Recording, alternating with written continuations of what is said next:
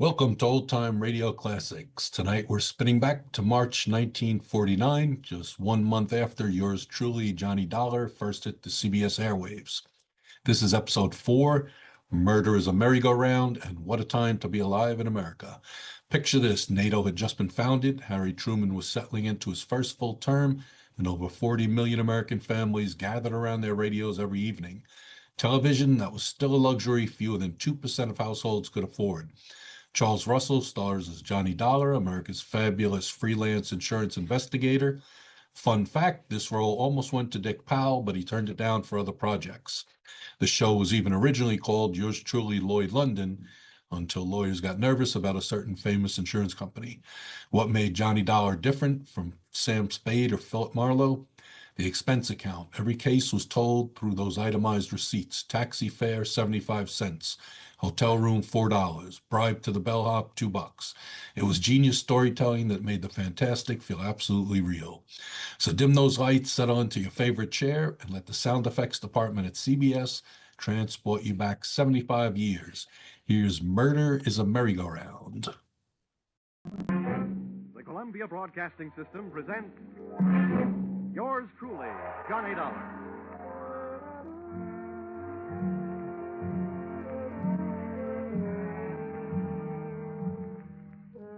The next half hour has its baggage packed to take a trip with America's fabulous freelance insurance investigator, Johnny Dollar. At insurance investigation, he is just an expert. At making out his expense account, he is an absolute genius.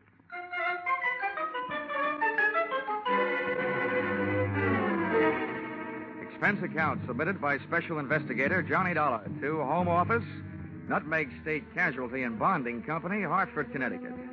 The following is an accounting of my expenditures during investigation of series of accidents affecting your policyholder, the Funfair and Weatherly Carnival shows, or how I went for a spin on a case we might refer to as Murder is a Merry-Go-Round.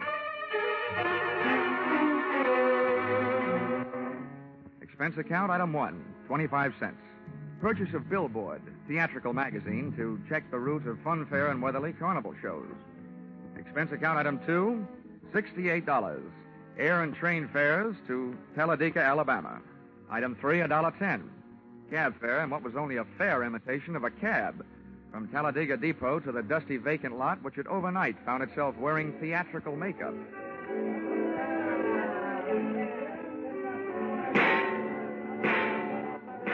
Brightly as the hot sun beat down on the midway, it couldn't help the layout of canvas and slats from looking beat up. A perspiring mechanic shot sparks of profanity back at an obstinate motor as he tried to get it to roll the giant hoop of a Ferris wheel. I asked him what he knew about the accident of a week before when a car dropped off the same Ferris wheel, badly injuring 3. He was charming. Listen, pretty boy, don't go getting nosy around here. The Joe in charge of the electric scooter concession was just as sweet.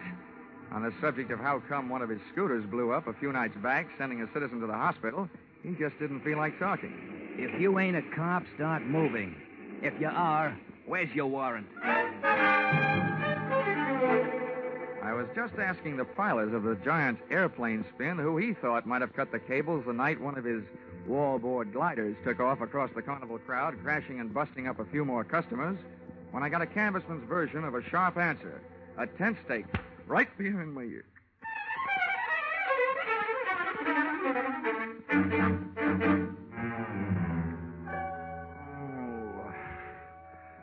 Well, those sleeping beauties waking up, huh? Who are you? I thought maybe you'd be sick of asking questions. First, maybe you better answer a few.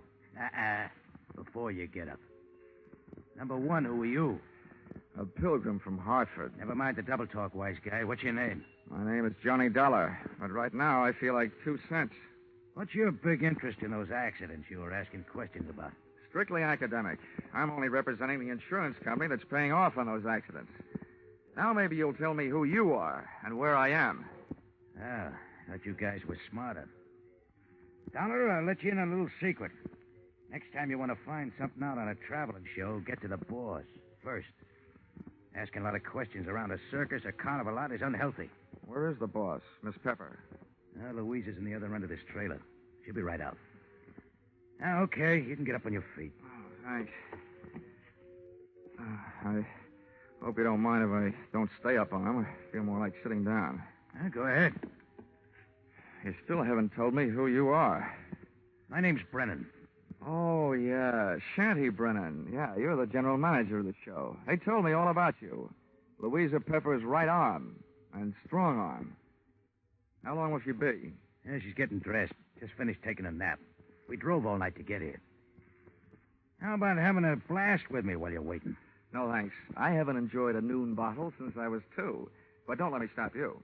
Thanks. Oh. You sure you won't have one? I'm sure. Brennan, the insurance company's been checking up on your show. The police chiefs in the last 10 towns you've played say it's a clean one. We haven't got a pickpocket or a grifter on the lot. But plenty of trouble, huh, during those past 10 stops? At least once a night somebody's got hurt, but never any of us. It's always one or two of the townies, the citizens. Last night, a car on the whip cut loose. That sent 4 to the hospital. 4 more insurance claims for nutmeg state casualty and bonding, huh? Yeah, and one more town we won't be able to play again for a couple of years. It's a wonder we didn't travel out of that town last night by rail, tarred and feathered. For 10 straight nights now, you've had at least one big accident every night. What's your guess, Brennan? Has fate taken a steady job on your show, or is somebody out to get you? Somebody's out to get us. Okay, well, do you have any idea? Hello. Oh. Why didn't you tell me we were entertaining a gentleman, Shanty? I'd have put on some more clothes. It would have taken a lot more clothes to cover all there was of Louisa Pepper. She looked like an aging Cupid doll, but even in a carnival, she was no prize. I didn't like the look in her eye. It looked much too friendly. So right away, I decided to change the unspoken subject. Miss Pepper, I'm here on business, insurance. Sorry, we're not buying any. And I'm not selling any. The way things have been going, the insurance company I represent would probably like to buy some of yours back. Oh? Yeah. I'm from the Nutmeg State Casualty, investigating the accidents. Hope you find out more than we've been able to, and fast, before we go broke. The word's traveling one town ahead of us. They got us pegged for a dangerous midway. Have you been using police protection? 20 extra cops a night at $10 a cop. So, night before last, a guy winds up with a hammer to try and ring the bell and win a cigar. The top of the hammer flies off and almost brains a cop. Around this show, the police need protection. I see what you mean. How are you fixed for people who don't like you? We got many to choose from? Dollar, we treat our help fair and square. We know them all and trust them all. Fire anybody lately? Nobody. The only ones who left were floaters. But none of them had a beef. Okay, Miss Pepper. Now think back. In all your life, who do you know who'd most like to see you have a real bad time? Only one guy. And he's not around. Dead? As good as. He's in jail. Has been for the last 8.5 years. That's a long time. How long did he go up for? 10 years. What are you thinking, Dollar?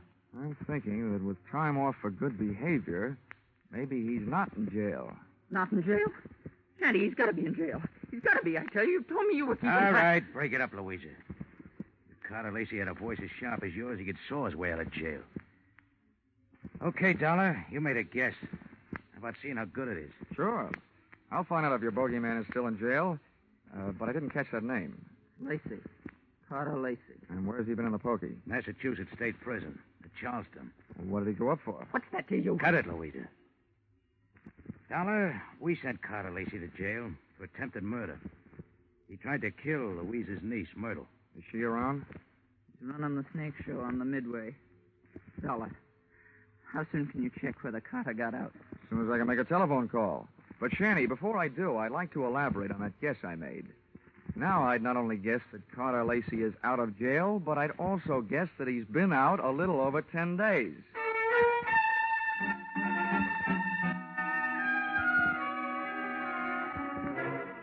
Expense account, item 4, $3.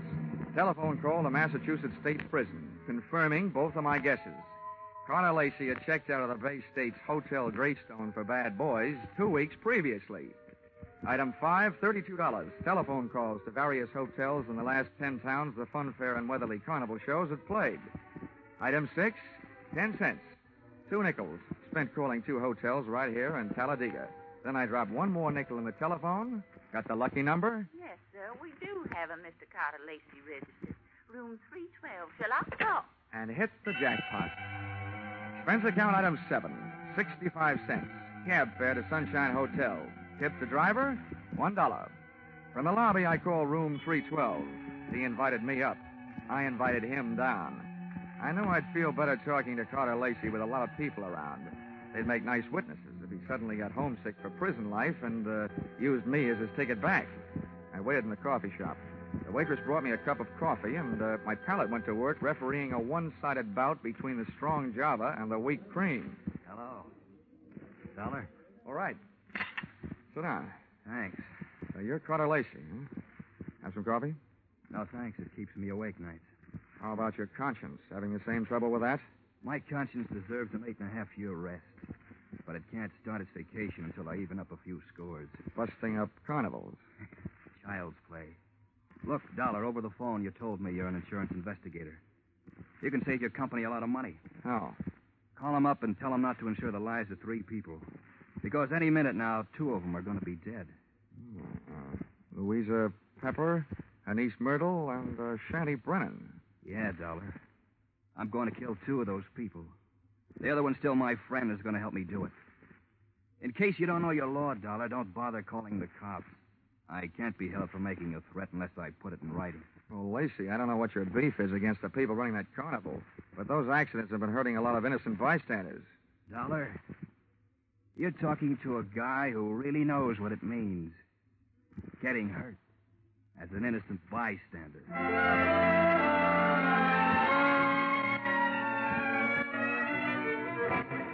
Expense account item 8, $25. Retainer to local detective agency hiring shadow for Mr. Carter Lacey. Explanation: an ounce of crime prevention is worth a ton of trials. Item 9, $1.20. Cab fare back for the evening's festivities at the Fun Fair and Weatherly Carnival, which was rapidly becoming more and more of a thrill show.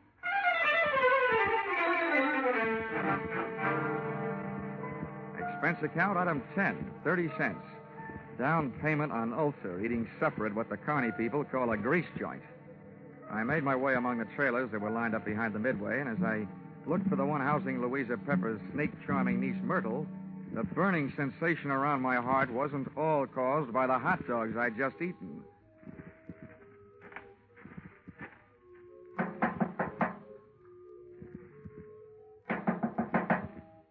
is it? I've got a message from Carter Lacey. What did you say? I said I've got a message from Carter Lacey. For you and your Aunt Louisa, Shanty Brennan. You're the only one I haven't met yet, so I thought I'd deliver it to you first. Where is he? In town. Got any snakes in the trailer? No, of course not. All right, then. How about inviting me? Are you the insurance guy they told me about? Yeah, that's right. Okay, come in. What did Lacey say? He said that he's going to kill 2 of the 3 of you. Which 2? Didn't he say? No, he didn't. He just said that 2 of you are going to get it. And that his one friend among you, the remaining one, is going to help him do it. He'll do it. He hates us. I know he'll kill it. You say Louisa and Shanny don't know yet? No, they don't. You're the first to know. Well, then wait here. I'll run tell him. I'll stop back here before I go into the tent to do my next show. Grab yourself a drink. I'll be right back. But she wasn't right back, and it's just as well she wasn't. She might have interrupted me while taking a sightseeing trip through the drawers in the trailer's built-in bureau. The piles of silky nothings that give gals that certain something didn't tell me anything I hadn't known about women before. But a little black book stashed among them did. I needn't have rushed my search, though, because Myrtle Pepper was still gone after 10 minutes. That's about the time I headed back to her Aunt Louisa's trailer, pulled open the door, and walked in. You scared me, Dollar, barging in like that. Mr. Dollar, I told you I'd be right back. Did Myrtle here deliver Mr. Lacey's little love letters? Yes, the fool. He always was a fool. He can't kill us. You mean it's against the law? I mean, it's impossible, that's all. Look, Miss Pepper, you and your niece here are both plenty scared. While you're out shaking those cooch dancers you got working over on the Midway. Myrtle, have you told Shanny about Lacey's threat? Yeah, I met him on the way over here. Asked him if he'd feed my snakes before showtime. They're dangerous to work with if they're hungry. Yeah, I told him. He said he'd join us here. Well, what did he say when you told him? He said if Lacey had one of us helping him, and the three of us had better stick together so we could at least watch each other. Smart man. He had a good idea. I see the three of you had better stick close to each other, beginning right now. Come on. Where are we going? Over to the snake tent. And when we get there, Myrtle, you'll be the only one of us who'll be among friends. The three of us left Louisa's trailer. We walked past the back of the shooting gallery concession right in the front of it. And along the back of the line of canvas shanties. We stopped at one. Myrtle pulled back the canvas flap, and I stepped in ready for anything. With the ladies not far behind me, I edged slowly over to the square red board fence set up in the center of the tent. There were danger signs splashed in white paint along the outside walls of the pit. I clenched my teeth and looked down through the wire mesh top at a slithering tangle of writhing, angry reptiles. And there, lying among them with a vicious red welt splashing his forehead, was Shanty Brennan. He was feeding the snakes, all right.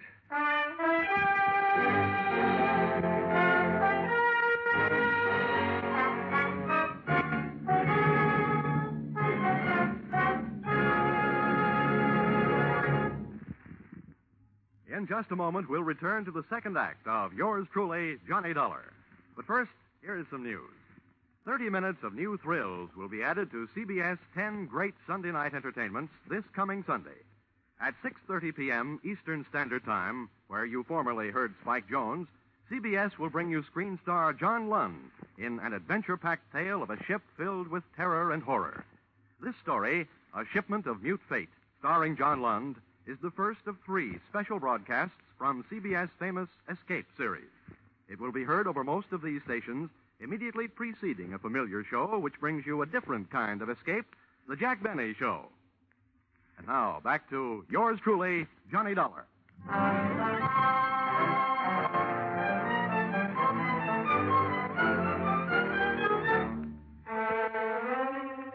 I'd just seen a murder mystery where the actors have been hissing instead of the audience. The lead character in that snake pit wasn't going to win any Academy Award.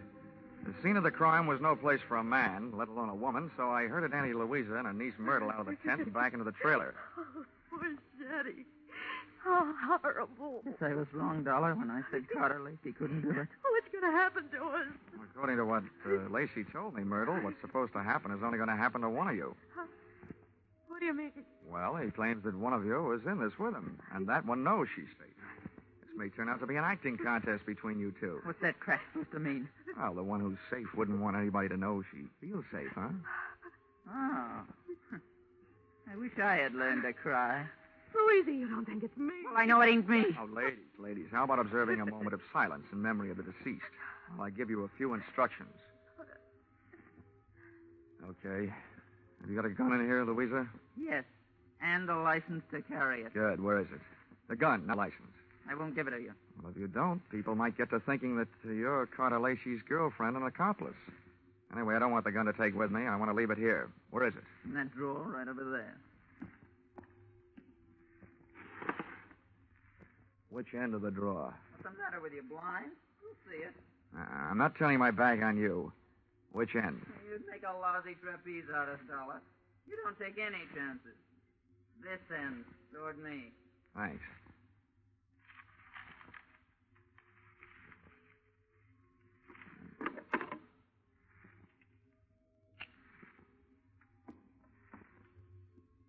Well, now where are the keys to the car hitched to the front of this land yacht? What are they for, Dollar? Just another chance I'm not taking. With those keys in my pocket, this trailer won't be joyriding anybody off into the night.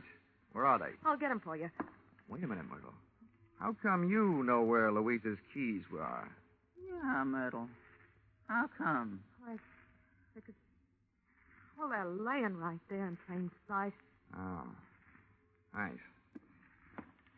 Now I'm going out and call the police. Louisa, I want you to get into that chair down at the other end of the trailer. Okay, General. You got the gun. And you, Myrtle, get on that bunk down at the other end. I don't understand all this. And now, ladies, while I'm gone, I don't want one of you gals to be knocking you off the other. But on the other hand, I can't leave you here without protection. So I'm leaving the gun right here on this table in the middle of the trailer. And if Carter Lacey comes knocking at your door, you can have yourselves a race for the gun.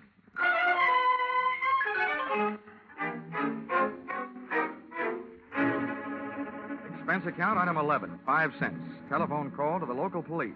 plus another nickel spent calling a taxi. The cops arrived in 4 minutes, the cab in 15. Its driver had no siren to take him through the traffic lights. Item 12, $1.10. Cab fare on an exceedingly slow and torturous trip to the Sunshine Hotel. Tip to his kind of a driver, a nickel. I went up to the 3rd floor and headed down the hall to Carter Lacey's room, 312. I rapped for an entrance, but all that came back was an echo. The lock on the door was the soft touch type known to the trade as the burglar's friend, so I went in.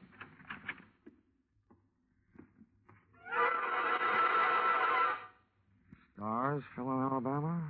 Oh. Stiffs fell in Alabama tonight. Oh, Operator, this is an emergency call. Let me have the Talladega police, will you? Hello? Police department? This is the same guy who just called you from the carnival to report a murder. Yeah, well, you can send in the second team. I've got another one for you over here at the Sunshine Hotel. Room 312. A party's just been strangled. Yes, I'm sure. Lots of bruises and deep-set fingernail marks on the throat. Sure, I know who it is. The name of the deceased is Myrtle Pepper. Myrtle Pepper certainly had been a fast worker. She not only had beat me down to the hotel, she'd managed to get herself killed in the bargain. I dusted the room for information, which was obviously more than the floor mate had done for dirt, and came up with a kind of an eye-opener you don't drink. A pint-sized surprise in the form of some old newspaper clippings and Carter Lacey's prison release form. And what let him out let me in on something. I got out of the room into the elevator, and when I hit the lobby wondering where to start looking for him, I found him sitting there looking at me. Hi. Why do you want to talk, Lacey? I don't want to. But if you want to try and make me, what's the matter with right here? Okay. I supplied you with an alibi today. I don't see him in the lobby. As detective? He had stomach trouble. He got kicked in it.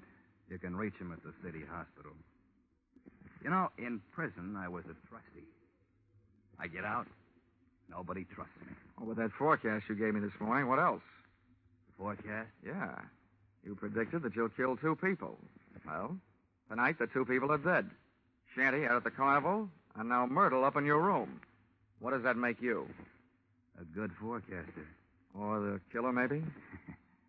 Thanks for the maybe. Look, Dollar, I came to this town to take care of something. I took care of it. You want to yell cop? Go ahead. From now on, nothing bothers me. Well, then stop chewing your nails. You told me this morning that one of those 3 people was working with you. There's only one left. And suddenly, Lacey, I don't believe your story. Suddenly, I don't care. Shanty Brennan lied to me this morning. He said that you went to prison on a charge of attempted murder. Your prison release papers say you went up for grand larceny. You see what happens to bad little boys that tell lies? I'm not through yet. I fished a bank book out of Myrtle Pepper's trailer, a 3-way joint account. Myrtle, Shanty, and Louisa. The first deposit, $60,000. The date, the same year you were thrown into the can for stealing $60,000.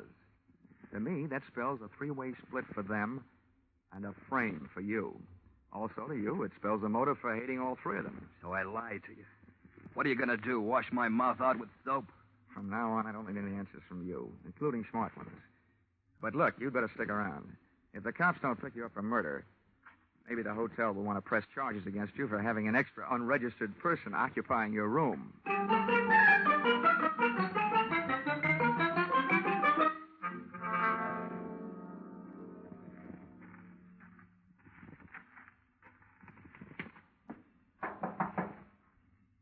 Who is it? Johnny Dollar. Oh, wait a minute. Where's Carter? They arrested him? Tell me, did he escape? He's at the hotel, and the cops are on their way down there right now.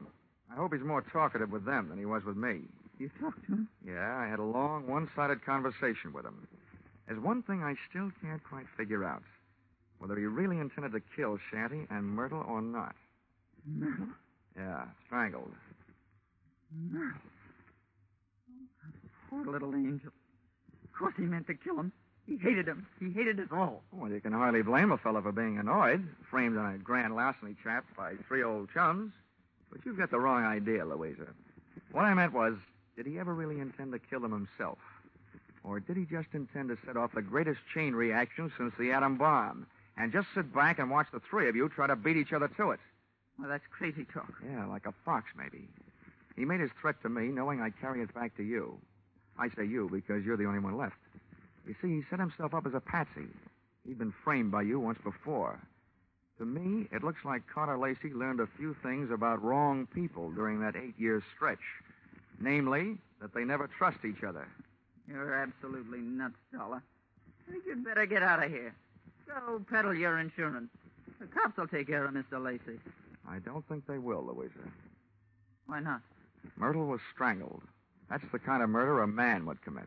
Well, But there was a set of deep fingernail marks on her throat. And Carter Lacey bites his nails. So maybe you'd better get yourself a manicure before the police arrive. thanks for the advice. Stand right there, Dollar. This time I got the gun. Hold everything, Louisa. Carter! This is a standoff, Louisa. Point that thing someplace else before I point mine up your snoot. Okay, Dollar, get out. What's the matter with you, Lacey? Are you cracking up? Your plan was going along fine. First, Myrtle tossed Shanny to her snakes. Then Louisa took care of Myrtle. There's only one left, and the state will take care of her for you. That's not enough. There's one satisfaction I haven't enjoyed so far. That's hearing one of these pigs squeal. Carter, we can still split the money in the show and get out of here? The only one that's going to get out of here is Dollar. Beat it. I beat it all right. I was the only one in the trailer without a gun. I plunged into the darkness looking for something and came up with a tent rope, dashed back to the trailer door, and lashed the knob to the guide rail. I didn't want those gun-happy birds flying the coop. Just then, the season opened. I didn't know who was going to come out the worst in there, the hunter or the hunted. The only key I had to the situation was the key to the car, the one I'd picked up earlier in the day. The car churned the trailer through the Carnival back lot and out into the highway. When I hit the cement, I started spinning the rubber.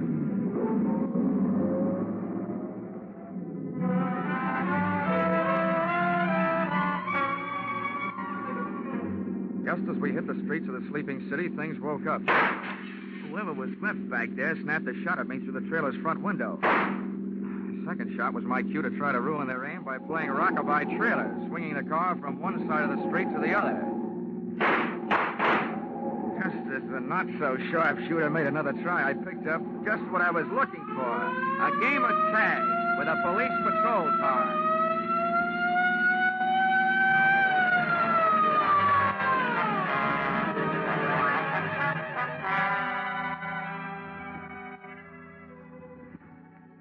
Expense account, item 13, 15 cents, bicarbonate of soda. Those Midway hot dogs I'd had for supper were no thoroughbreds. Item 14, $35, cigars for night shift. Talladega police, for whom I had started things smoking. Item 15, $3, hotel bill. Oh, but never let it be said that I ever turned in a measly $3 hotel bill for myself.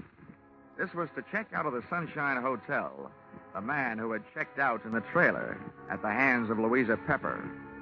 Louisa Pepper, the only one who was a good bet to catch up with Brennan, who had been murdered by Myrtle. And Myrtle, who had been loused up by Louisa. And Carter, whom she had also carted out of this world, proving that when you start any kind of chain reaction, you should be careful, because you're never going to be sure where it's going to stop. Expense account total? What? Only $692.18. I must be slipping. Yours truly, Johnny Dollar.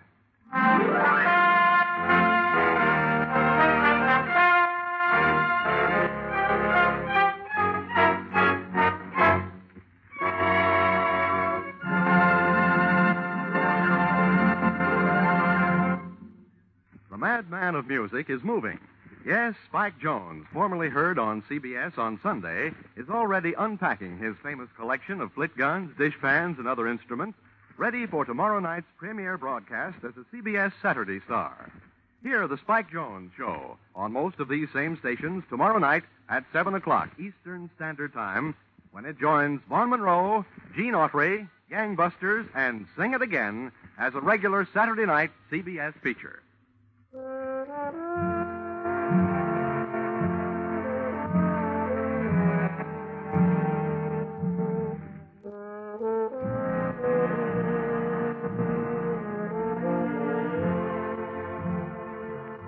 Listen in again next week when CBS brings you Yours Truly, Johnny Dollar, with Charles Russell as Johnny.